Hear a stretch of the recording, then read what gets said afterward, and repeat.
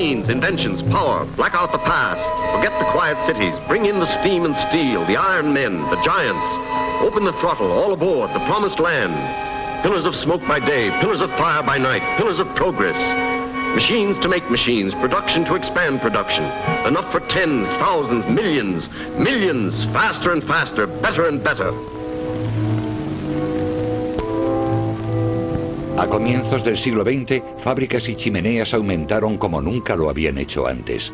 La explotación del carbón y del petróleo aumentaba la riqueza en un infierno de humo, vapor y carbonilla. Y para la gente que vivía en las ciudades industriales en constante expansión, el humo de las chimeneas se convirtió en algo natural en su vida diaria. Muchas compañías tenían en sus membretes o en sus tarjetas fotos de sus propias fábricas. Esas fábricas siempre tenían grandes nubes de humo saliendo de sus chimeneas como un símbolo de la productividad de la empresa. Humo igual a progreso. Y como decían en las Midlands, donde hay humo hay dinero. La producción en los centros industriales no paraba ni de día ni de noche, año sí y año también, casi sin interrupción. Una de las pocas veces en las que el humo desapareció del cielo fue en 1923 en la zona del Ruhr. Las tropas francesas invadieron el área industrial porque el gobierno alemán se había negado a pagar la compensación a Francia después de la Primera Guerra Mundial. Y como protesta, los trabajadores alemanes se pusieron en huelga. Como fue una huelga general, toda la producción industrial se paralizó de la noche a la mañana. Y durante toda la primavera y el verano no hubo producción industrial. Así que de repente el aire estaba lo suficientemente limpio como para que los árboles y todo lo demás comenzase a brotar otra vez. Hay informes de gente que vivía allí que decía: mira, esto es increíble, los árboles han crecido mucho más y la fruta, tenemos más fruta y podemos comerla.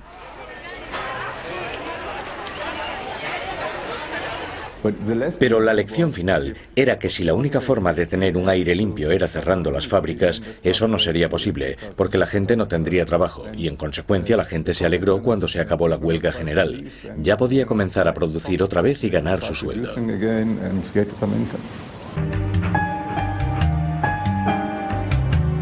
En los años 30 la gente se dio cuenta de que el humo de las chimeneas no era solo un signo de riqueza y prosperidad.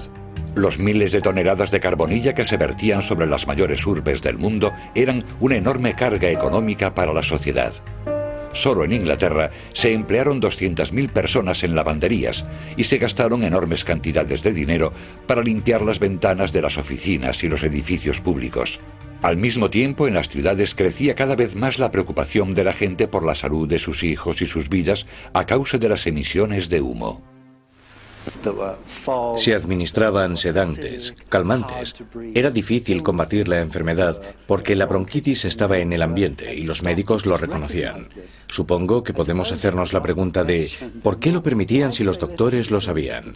¿Por qué permitían que esto continuase? Supongo que podemos pensar en dos posibles razones.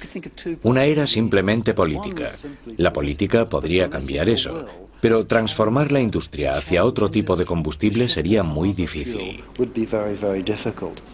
El carbón era el combustible que dominaba a las ciudades. ¿Cómo podían cambiar eso?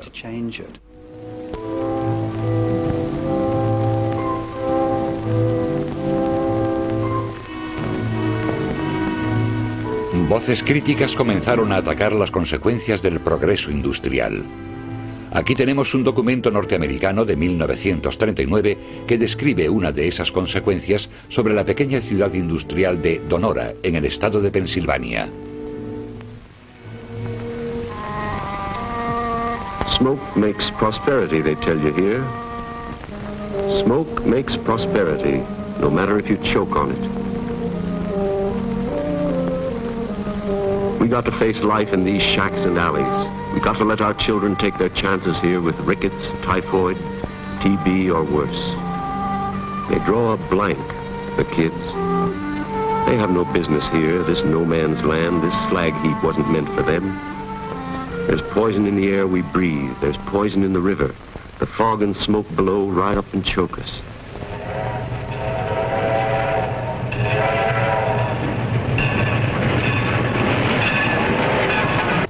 No fue hasta que comenzaron los accidentes graves cuando la gente comenzó a darse cuenta de que el humo era peligroso para su salud.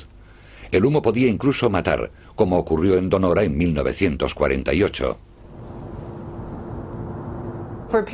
Durante 5 días, en octubre de 1948, los humos de las fábricas continuaron emitiéndose. Y el humo no se eliminaba, no desaparecía. A los 5 días la gente comenzó a ponerse enferma. En sus casas, en las fábricas, en las calles. Y sabían que algo iba mal, pero no sabían qué era lo que iba mal.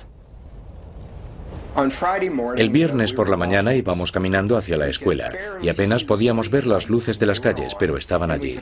Y apenas se veían las señales de tráfico a lo largo de la avenida McKinney. No entendíamos realmente que se estaba gestando una tragedia en nuestra comunidad. Lo que pasó en la ciudad fue que la gente empezó a morir.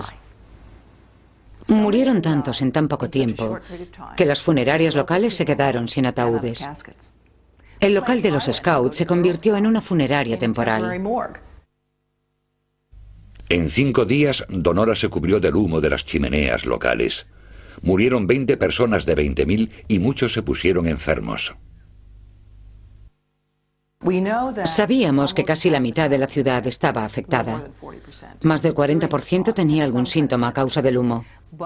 Pero lo que pasó después fue que durante mucho tiempo permaneció una gran polución que enfermó y empeoró la vida de otros muchos. Mi abuela tuvo un ataque a causa del humo, pero no murió. Así que ella no forma parte de aquellas estadísticas de Donora. Mi abuela murió cuando tuvo el 25º ataque, 7 años después.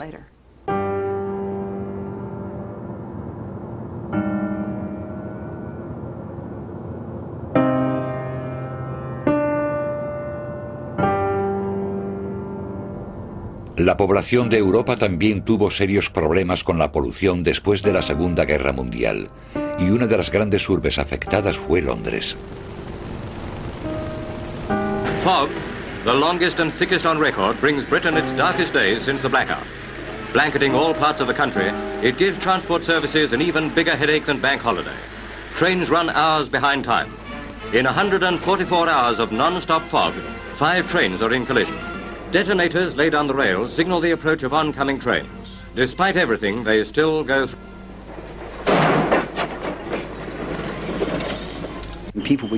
La gente estaba acostumbrada a la niebla, pero la del año 52 era extraordinariamente espesa. Se decía que la gente no podía llegar a casa, que los niños cuando volvían del colegio no eran capaces de llegar a casa y se tenían que quedar con amigos porque sencillamente no podían encontrar el camino. La gente se empezó a quedar escasa de alimentos. Los autobuses dejaron de funcionar y se suspendieron los partidos de fútbol. Esto nos demuestra lo terribles que fueron aquellas nieblas. El humo de Londres durante el invierno de 1952 terminó en catástrofe. En una sola semana murieron 4.000 habitantes de Londres.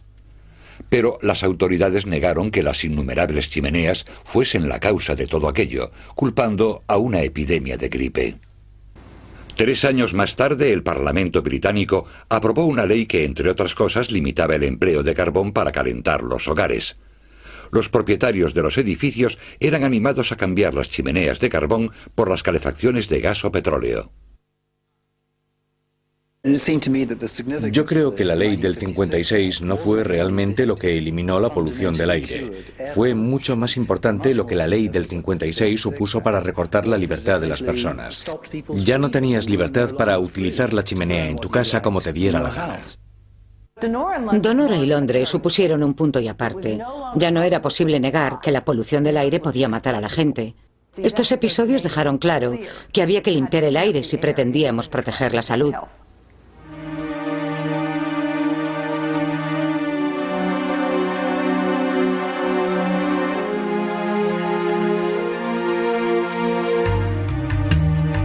Durante los años 50 y las décadas siguientes, se trasladaron las factorías de las ciudades a zonas construidas especialmente para ellas, donde las chimeneas se hicieron más y más altas. La polución de las fábricas se redujo, aunque no significativamente, pero por contra se extendía a una zona mayor. Al mismo tiempo, tanto los generadores particulares como los de las grandes ciudades se transformaron en generadores de petróleo y gas en lugar de carbón. Consecuentemente, el aire ya no se vería afectado por el espeso humo de las grandes chimeneas. Sin embargo, apareció un nuevo tipo de polución que amenazaba el aire de las grandes ciudades de todo el mundo.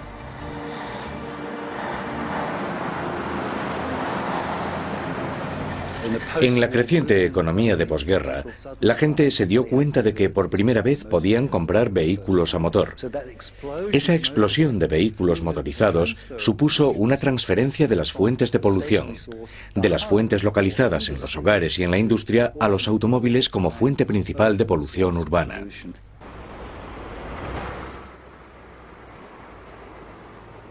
Durante los años 70 quedó claro que no solo las ciudades estaban bajo la influencia de la polución industrial y del aumento constante del tráfico, porque los gases venenosos no respetan las fronteras de ciudades o países, sino que se revierten en lluvia ácida sobre la hasta ahora impoluta naturaleza. Ahora mismo hay 24 ciudades con una población de más de 10 millones de personas. Y 3 de cada 4 de las ciudades más grandes están en los países en desarrollo. En estas grandes ciudades hay millones de niños que no tienen sus necesidades básicas cubiertas. Y por encima de todo eso, tenemos grandes cantidades de autobuses y camiones diésel y pequeños coches causando polución, furgonetas, taxis e industria. Las grandes ciudades de las zonas del mundo pobre crecen tan rápidamente que las autoridades han pasado por momentos difíciles. En Calcuta, la India, la polución a causa de las chimeneas y los vehículos supone un problema para los pulmones de los habitantes comparable a fumar 20 cigarrillos al día. Y en una de las ciudades más polucionadas del mundo, Ciudad de México, el aire es espeso como el humo. De vez en cuando las escuelas de la ciudad tienen que cerrar y durante un episodio de humo especialmente peligroso, los habitantes podían ver cómo los pájaros caían muertos del cielo en muchas de las grandes plazas de la ciudad. Está claro que la densidad de población y la carencia de infraestructuras básicas es tal que si solo nos preocupamos del crecimiento de esos países, estaremos básicamente condenando a generaciones de niños a unas vidas limitadas. No hay duda de que tenemos que invertir mucho más en una energía eficiente y en energías renovables y no esperar 20 años a que las supereconomías vean lo que puede suceder.